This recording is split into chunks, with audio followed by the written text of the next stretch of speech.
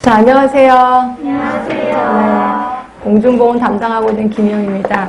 우리 기출문제에서는 기출문제도 풀면서 이론도 전체적으로 정리를 해드렸고요. 그리고 단원별에서는 좀 더 깊게 들어갔어요. 그래서 이런 문제도 나올까라는 의심이 들 정도로 좀 깊이 들어간 건 좀 사실입니다. 자, 그리고 모의고사 같은 경우는 조금 모의고사형답게 문제를 냈어요. 그러니까 현실에 좀 적합하게 문제를 냈고, 그건 곧 18대 2의 법칙을 준수했다는 거죠. 18대 2의 법칙. 자, 18개는 기존에 알고 있는 것 같고 풀 수 있고요. 2개는 좀 낯선 문제 또 제시했습니다. 그러니까 이런 것들은 그때그때마다 외우는 것도 좋은데 외우는 게 너무 많아요 이러면 그냥 감이라도 잡아서 문제 풀 수 있게끔 복골복이다 라고 생각하시면 될 것 같고요. 자, 이러다 보니까 모의고사형 문제가 공부하셨던 분들은 쉽구나 라고 느끼실 거고, 여전히 공부 안 하신 분들은 헷갈리네 라고 느끼실 겁니다. 그죠? 네, 그런 식으로 할 거고, 오늘도 유의물이 2개가 나갔을 거예요. 하나는 이제 모의고사에 필요한 유의물이고, 또 하나는 기출문제, 우리가 풀지 못했던 기출문제를 계속해서 갖고 왔거든요. 그래서 저는 제가 가지고 있는 모든 기출문제를 다 풀었으면 하는 게 제 소원이에요. 그러니까 여러분들이 미리미리 이제 이 문제를 풀어갖고 오시면 빨리빨리 진행이 될 겁니다. 그렇죠?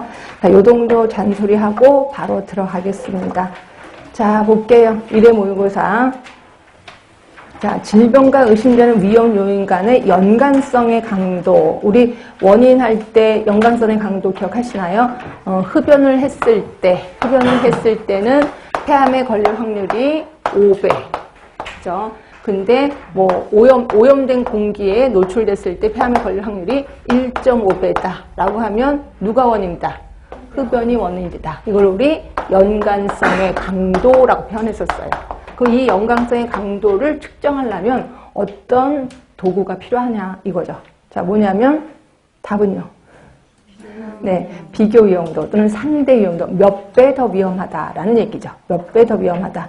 그럼 기여 위험도는 뭐냐? 기여 위험도는 기여했다는 거예요. 그러니까 기여 위험도는 예를 들어서 기여 위험도가 5가 나왔어. 50이 나왔어. 50. 그러면 폐암 환자에서 흡연이 50%를 차지한다라는 거예요. 그러니까 그만큼 기여를 했다는 거고, 몇 배 이런 소리는 아닙니다. 근데 여기는 강도니까 몇 배 더 강하냐라고 하니까 이건 상대 위험도를 얘기하는 거죠.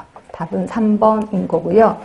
자, 2번입니다. 자, 이런 분 또 다시 한번 보고 싶어서 산부인과 의사들의 불결한 손이 산후우열의 원인임을 밝혀내. 그래서 산후우열의 예방을 공언하는 사람이 제멜 바이스라는 사람이에요. 그래서 유의물 있을 겁니다. 유의물 잠깐 볼게요.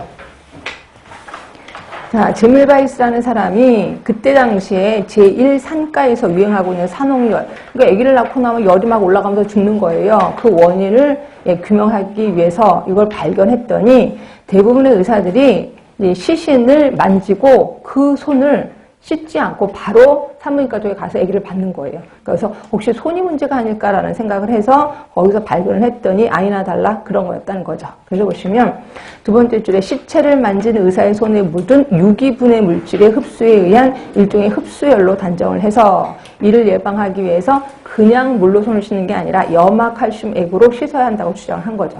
그리고 이걸로 인해서 10분의 1 정도가 산후우열이 감소됐다라고 되어 있습니다. 그래서 요분 제멜 바이스 좀 머릿속에 기억해 두시면 되고, 자, 다시 봅시다. 자, 3번.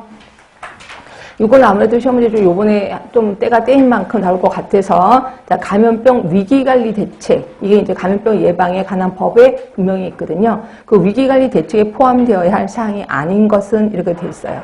이런 것들도 감으로 잡으셔야지 어떻게 답은 나왔나요?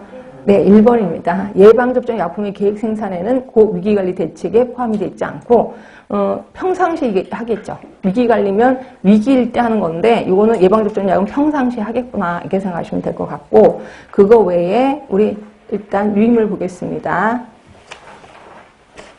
자, 유의물 보시면 34조에 있어요. 그래서 1번 보시면, 보건복지부 장관이 하네. 보건복지부 장관이 감염병의 확산 또는 해외 신종 감염병의 국내 유입으로 인한 재난 상황에 대처하기 위해서 혼자 하는 것 같진 않네요. 위원회의 심의를 거쳐서 그 대책을 수립 시행해야 된다라고 돼 있고, 동그라미 2번, 요 내용이 약간 문제 나온 거예요.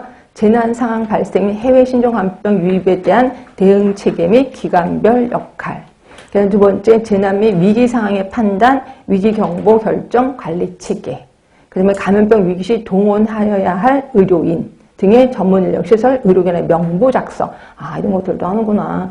자, 의료용품의 비축 방안, 조달 방안. 이것 때문에 지금 한참 골머리를 좀 아프겠죠.